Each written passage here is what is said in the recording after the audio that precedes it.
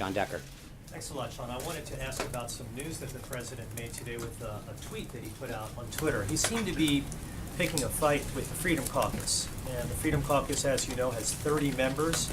Does the president realize how important this caucus is, this coalition is, in terms of passing a replacement bill for the Affordable Care Act and passing the rest of his legislative agenda?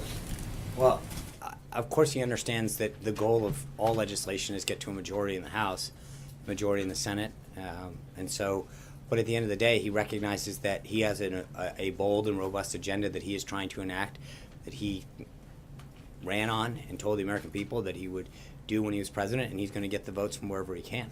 Can he pass that agenda without the help of the Freedom Caucus? Well, there's two questions. One is, I mean, mathematically, yes. But secondly, I think that there's a few members of the Freedom Caucus, both prior to last Friday's vote and since then, who have expressed a willingness to want to work with him rather than necessarily as a bloc.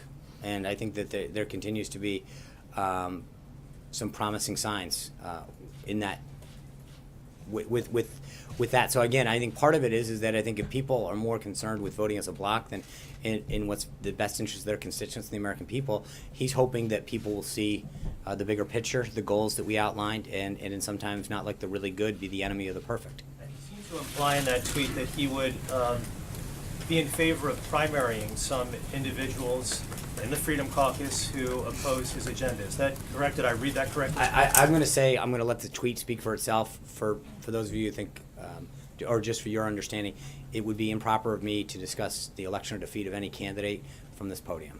Matt. Thanks, Sean. 2 questions.